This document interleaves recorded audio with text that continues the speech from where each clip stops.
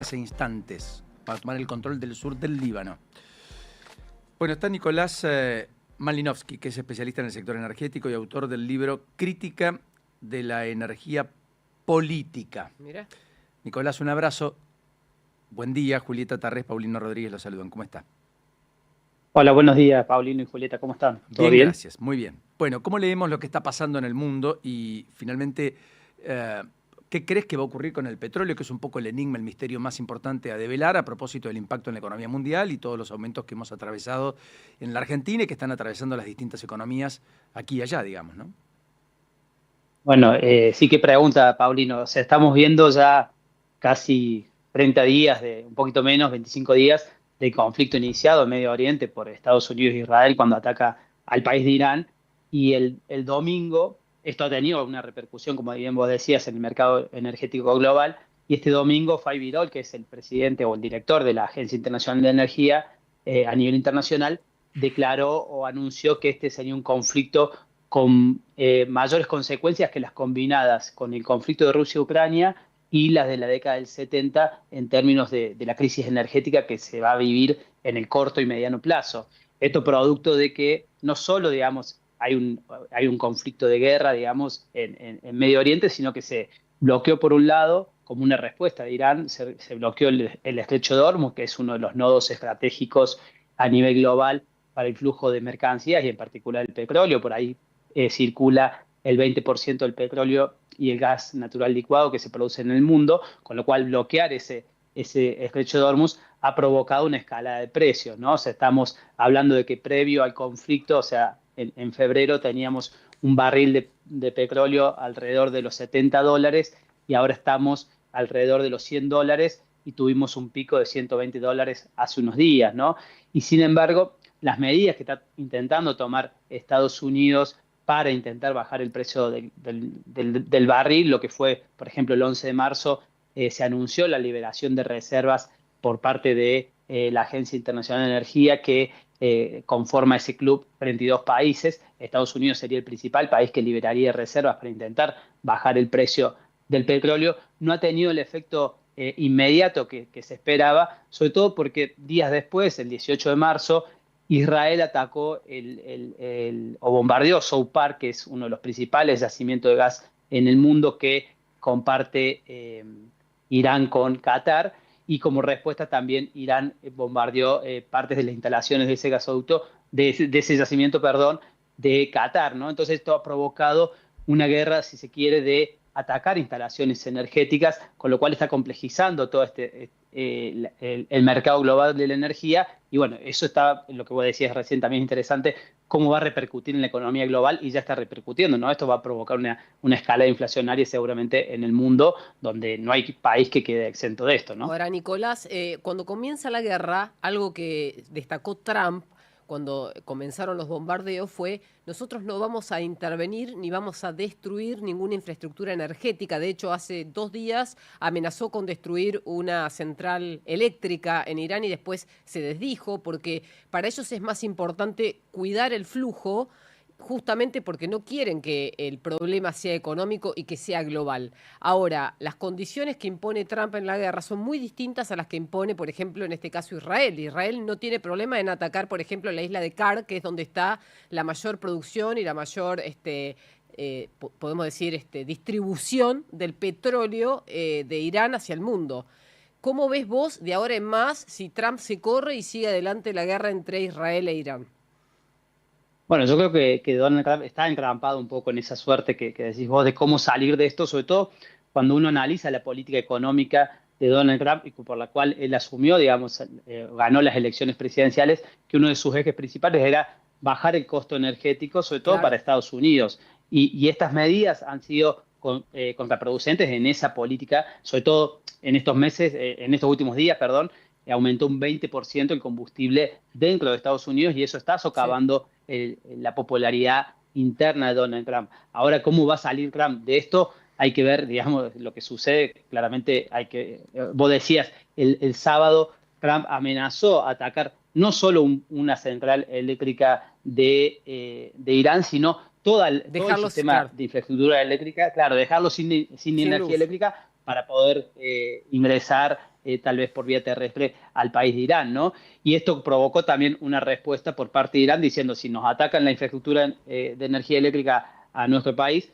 Irán va a responder atacando todas o destruyendo toda la infraestructura energética de Medio Oriente, ¿no? Entonces hay que ver, digamos, cómo esto va escalando. Incluso Israel, esto que vos decías es importante. Bueno, ayer vimos cómo destruyó o está bombardeando el sur del Líbano, destruyó uno de los puentes que conecta, digamos, el sur con el norte. Incluso Israel atacó una de las instalaciones donde estaban una de las ciudades donde estaban una de las centrales nucleares de Irán. Irán responde también a Israel atacando, digamos, una ciudad con instalaciones nucleares. Entonces vemos ahí una escalada que claramente, esperemos que esto no suceda de convertirse en un conflicto nuclear, ¿no? Pero bueno, estamos viendo cómo la energía está siendo parte de esto y creo que Estados Unidos ahí sí está como en una encrucijada de ver cómo se sortea y cómo sale de esto. Esto, lo del tuit que hizo Donald Trump el sábado, que ayer se desdijo, diciendo que no iba a atacar estas instalaciones. Es interesante, incluso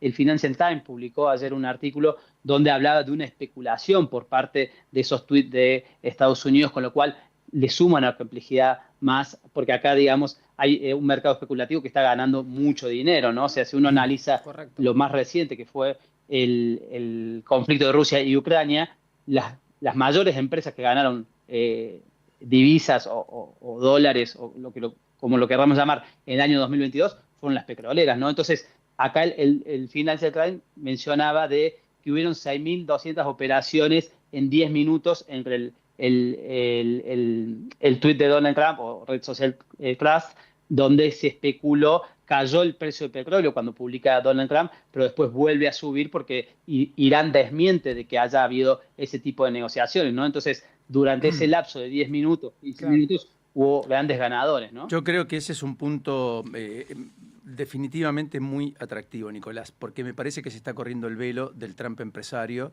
de los pingües negocios que se generan en solo minutos, que no tienen que ver con los negocios tradicionales como los conocemos en la Argentina. En la Argentina conocemos el negocio más burdo, si querés. Una obra que vale 10, la pagamos 20, retornan 10 al funcionario, después aparecen con bolsos en... Más vinculado a la economía real, claro. Claro, sí, exacto, a lo que nosotros podemos ver y tocar. Sí. Hay negocios en el mundo, también acá, negocios en el mundo que se hacen con un clic, como tantas cosas hoy en el mundo. Lo que está contando Nicolás es algo que a mí me impactó, que es un escándalo nacional en los Estados Unidos y que ha llevado a demócratas que estén citando a Trump al Congreso. Por supuesto, no van a prosperar por ahora porque no tienen número, pero sí hay una inquietud creciente. ¿Qué es lo que pasó? Y ayúdame con esto que quiero compartir con vos, Nicolás, que es lo que vos decías.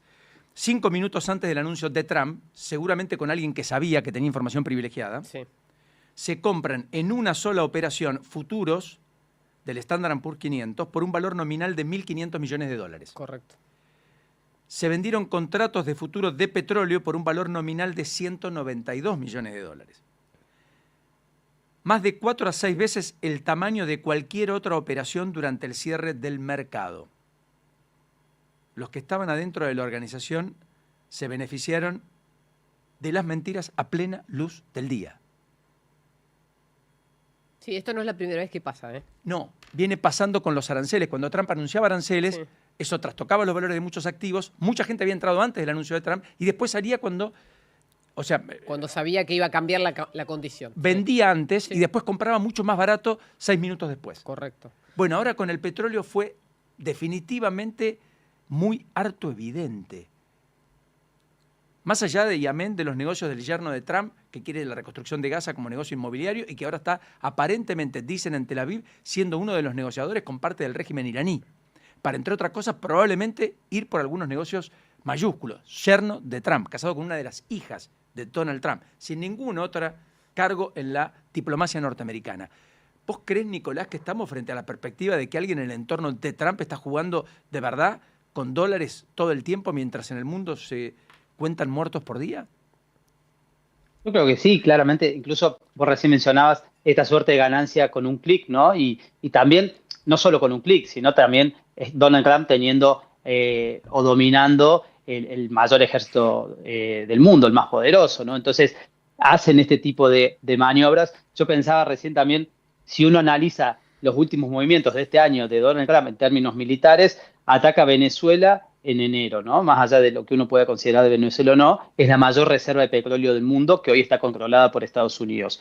Ahora está atacando Irán, que es la tercera reserva de petróleo y la segunda de gas a nivel global, ¿no? Entonces, no es casual tampoco de donde caen las bombas norteamericanas, son las mayores reservas de petróleo en el mundo, ¿no? En esta disputa de los recursos estratégicos a nivel global. Incluso ayer, sí, el día de ayer, en el CERAWeek que se está dando en Estados Unidos, que es la conferencia de prensa, mejor dicho, claro. la conferencia global de petróleo, que están todos los norteamericanos y las industrias más principales del mundo ahí, el secretario de Energía, Chris Wright, decía que, bueno, esto era necesario hacer, digamos, lo de Irán en términos de intervenir el régimen y también cuáles son los intereses que tiene Chris Wright, ¿no? Porque es uno de los principales, o toda su carrera se desarrolló desde la década del 2000 en lo que fue la revolución de los no convencionales en Estados Unidos, ¿no? Y él viene de ser CEO de esas empresas, entonces acá también vemos cómo se entrelazan los intereses y las acciones de estas empresas que van a ser grandes ganadoras del mercado global, controlando, digamos, cuando se sube el precio del petróleo, ¿no? Porque acá estamos viendo si el precio del petróleo se sitúa alrededor de $100 o por encima de esto, bueno, la rentabilidad va a ser una renta extraordinaria que hay que ver cómo se reparte eso en el mundo. Y eso claramente queda concentrado en estos pequeños jugadores, ni hablar de los intereses que recién también mencionaba Paulino del yerno de Trump con la reconstrucción de los lugares que ellos atacan, ¿no? O sea, primero perpetúan un genocidio en Gaza y después van y dicen, bueno, lo vamos a reconstruir, pero con estas empresas, ¿no? Entonces, siempre hay un costado en todo esto que tiene que ver con los negocios, lamentablemente, a costa de vidas que estamos viendo en el mundo, ¿no? Nicolás, enorme abrazo, ha sido muy generoso. Nicolás Malinowski, que es especialista en el sector energético, autor del libro Crítica de la energía política, ni más ni menos, más que tentador. Un abrazo. Un abrazo grande, que anden bien. Hasta luego. Chao, chao. Impresionante, Juli, me impactó. Sí. Me parece que es un tema que hay que seguir.